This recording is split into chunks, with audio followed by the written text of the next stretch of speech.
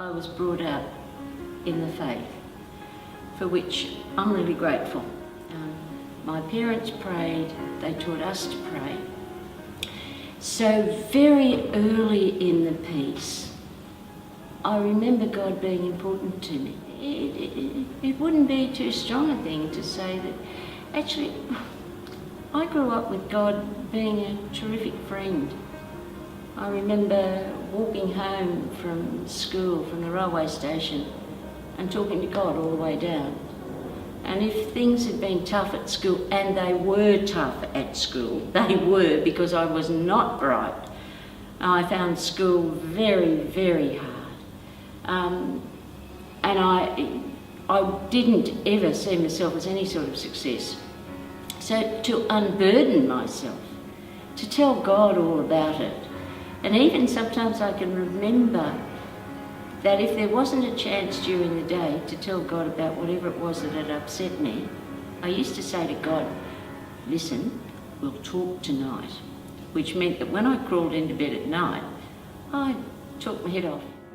Hence, at age 19, I joined the Sisters of Mercy in Parramatta, and what followed were 10 very happy years of teaching.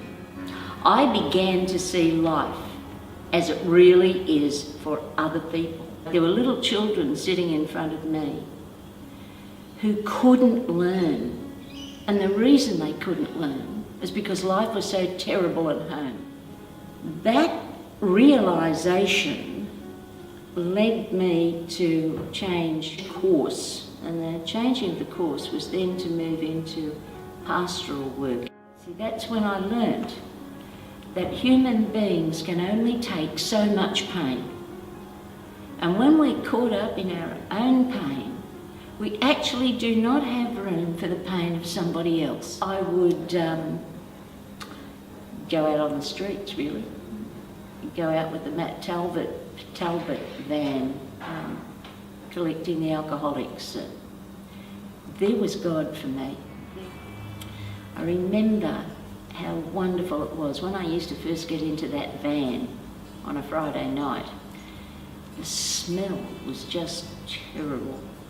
By the time the men had sort of fallen all over you and you'd had to help them into the van and get them out, by the time I got back to the convent at 4 o'clock the next morning, I didn't even notice the smell. And I used to think that was such a great grace, because God doesn't notice the smell either. Being more and more and more and more and more aware of the anguish of people, I wanted to move even closer. So that's when I moved into a caravan park. In the west of Sydney at that time, if you lived in a caravan park, you were the lowest of the low. And then for me, a big personal grief was when my father died.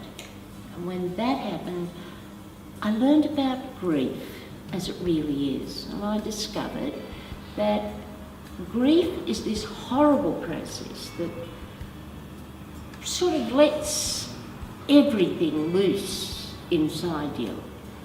And that event, I would say singularly, was the thing that really made me re-evaluate what I was doing.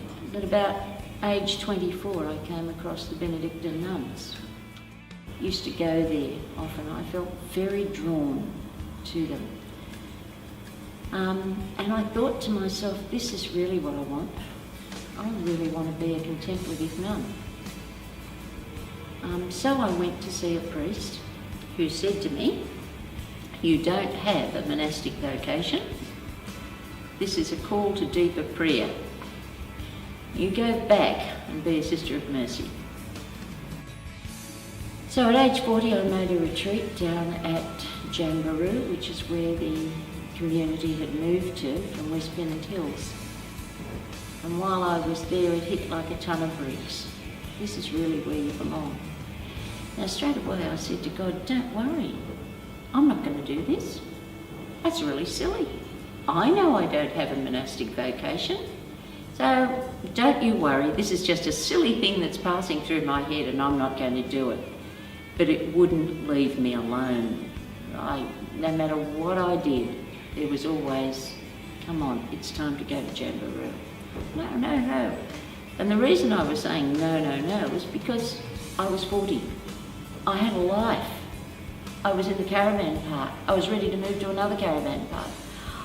Life had finally come together. Hello, I was ready to go. I just didn't know that I'd be ready to go in the direction of finally being a contemplative nun. The next day I went to see the priest that I'd seen all those years ago, and he said to me, 20 years ago you thought the world was square. Now you know it's round and you're ready to embrace it. In the space of 5 days, from the minute that I said, oh, we'll look at it, I'd been accepted. It's been 22 years and I wouldn't swap a minute of it. We take a vow of stability, which is really important, because what that says is that we stay in the monastery that we're professed in. So I stay at Jamboree. Trips out are a rarity, and so they should be. Every day, from 4 o'clock in the morning onwards, I have the immense joy of taking the place of all mankind. So all the prayer that happens, all the continual going to God, that's not for me. That's going straight through me, out to people that I will never meet. That's what contemplative nuns all over the world are doing. Looks like we're not doing anything, but in fact, yes we are.